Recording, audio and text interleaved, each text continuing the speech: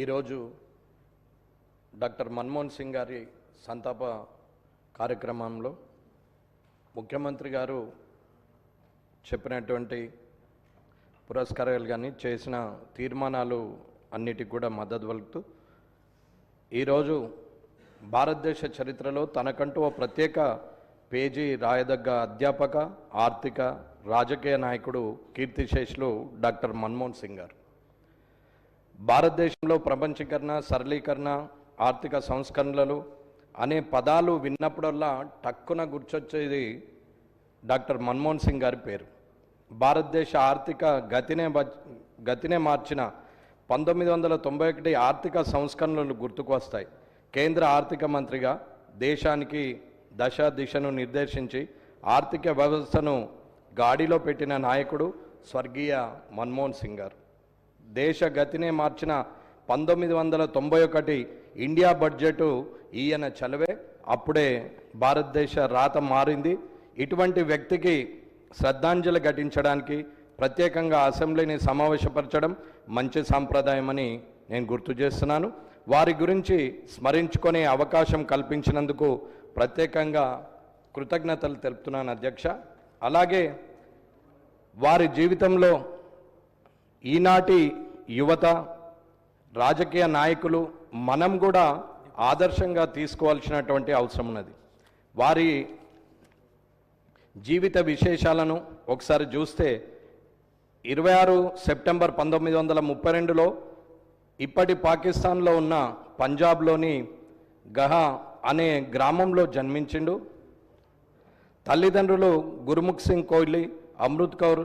చిన్న వయసులోనే తల్లి చనిపోతే అమ్మమ్మ దగ్గర పెరిగిన ఈయన ఊర్లో స్కూల్ లేకపోతే 5 కిలోమీటర్లు ప్రయాణం చేస్తూ చదువుకున్నటువంటి వ్యక్తి. దేశ విభజన సమయంలో ఆయన కుటుంబం పాకిస్తాన్ నుండి ఉత్తరాఖండ్ రాష్ట్రంలోని హల్వానీ నగరానికి వచ్చింది. 1948లో అమృత్సర్ అంటే ఇప్పుడు ఇండియాలో ఉన్న పంజాబ్లో నగరంలో స్థిరపడ్డారు. మన్మోహన్ సింగ్ గారు అమృత్సర్లోని హిందూ కాలేజీలో చేరారు. 1952లో పంజాబ్ యూనివర్సిటీ నుంచి ఆర్థిక శాస్త్రంలో డిగ్రీని, 1954లో పీజీని కంప్లీట్ చేయడం జరిగింది. 1957లో ఇంగ్లాండ్లోని కేంబ్రిడ్జ్ యూనివర్సిటీ నుండి ఎకనామిక్ అంటే ఆర్థిక శాస్త్రంలో ఆనర్స్ పూర్తి చేయడము జరిగింది. ఈయన స్కూల్ నుండి యూనివర్సిటీ వరకు చదువుకున్న చదువులలో టాపర్గా ఉంటూ స్కాలర్షిప్లతోని మాత్రమే చదువుకున్నటువంటి మహోన్నతమైన వ్యక్తి డాక్టర్ మన్మోహన్ సింగ్ గారు. కేంబ్రిడ్జ్లో ఆనర్స్ పూర్తయిన తర్వాత ఇండియాకు వచ్చి పంజాబ్ యూనివర్సిటీలో పాఠాలు చెప్పడం జరిగింది ప్రొఫెసర్గా. 1960లో ఇంగ్లాండ్ వెళ్ళి ఆక్స్ఫర్డ్ యూనివర్సిటీలో డీఫిల్ చేసి తర్వాత ఇండియాకు తిరిగి వచ్చి అదే పంజాబ్ యూనివర్సిటీలో రీడర్గా కూడా పనిచేసినారు డాక్టర్ మన్మోహన్ సింగ్ గారు. 1963 నుండి 65 వరకు అదే యూనివర్సిటీలో ఎకనామిక్స్ ప్రొఫెసర్గా పనిచేశారు. 1966 నుండి 1969 దాకా United nations conference on trade and development కోసం పనిచేశారు. 1969 నుండి 1971 వరకు ఢిల్లీ స్కూల్ ఆఫ్ ఎకనామిక్స్లో ప్రొఫెసర్గా పనిచేశారు.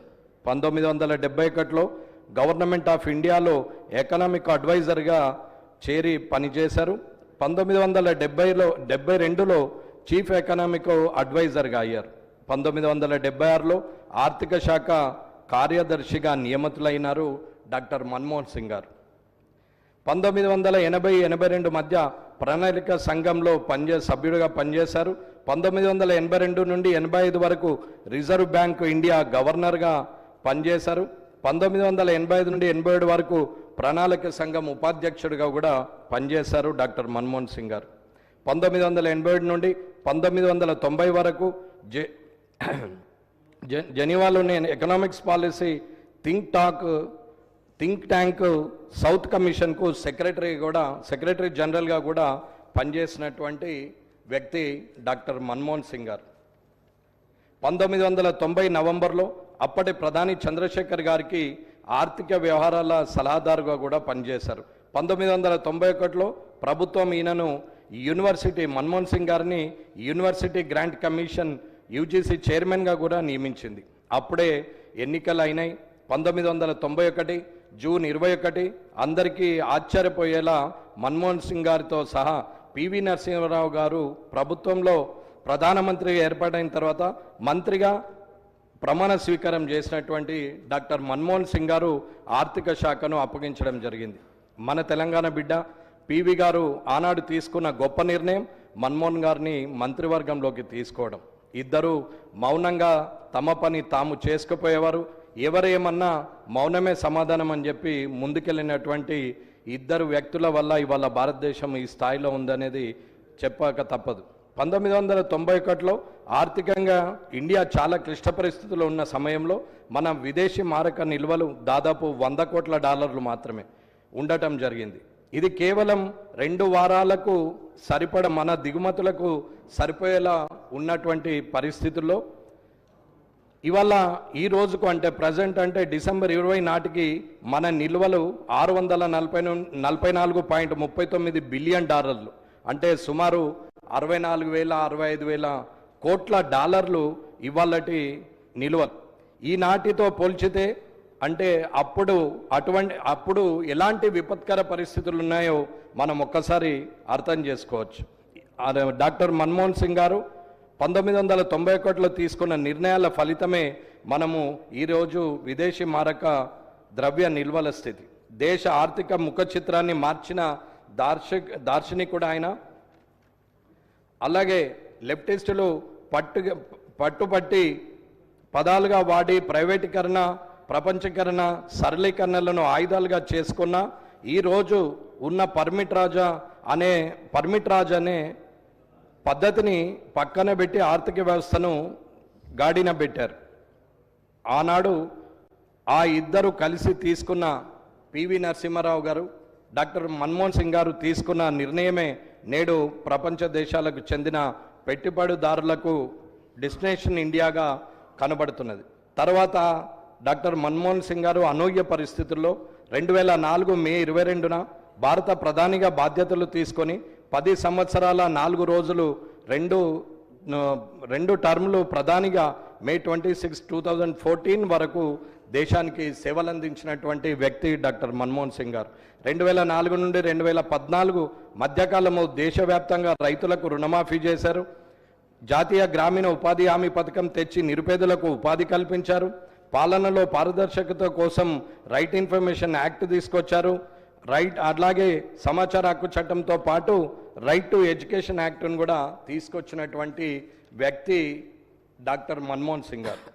నికార్సైన రాజనీతిజ్ఞుడు మన్మోహన్ సింగ్ గారు.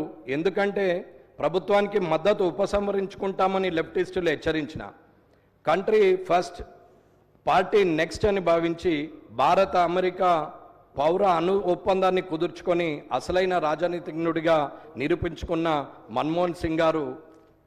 అలాగే ఐఐటి హైదరాబాదు ఈయన పుణ్యమే 2008లో అది ఇక్కడ ఏర్పాటు చేయడం జరిగింది.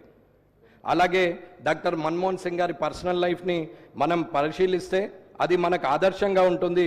రాబోయే రాజకీయ నాయకులు కానీ, యువత కానీ, రాజకీయంలోకి రావాలనుకున్న వ్యక్తులు కానీ మన్మోహన్ సింగ్ గారి పర్సనల్ లైఫ్ను కూడా గమనిస్తే 10 ఏళ్ళు ప్రధానిగా, అంతకుముందు ఆర్థిక మంత్రిగా, ఉన్నత అధికారిగా, యూనివర్సిటీ ప్రొఫెసర్గా పనిచేసిన అతి సాధారణ జీవితం గడిపిన వ్యక్తి మన్మోహన్ సింగ్ గారు.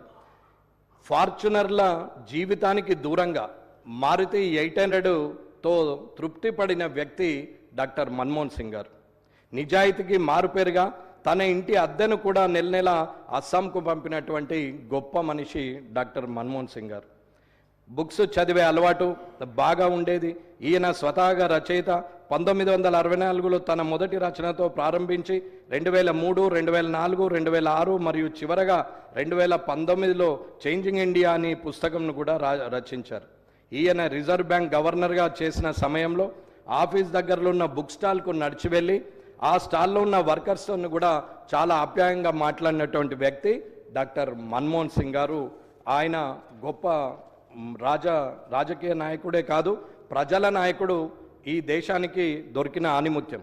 1991 నుండి 2024 వరకు 33 సంవత్సరాలు రాజ్యసభ సభ్యుడిగా ఆయన రాజకీయ ప్రస్థానం కొనసాగింది. ఈ ఏడాది ఏప్రిల్తో ముగిసింది.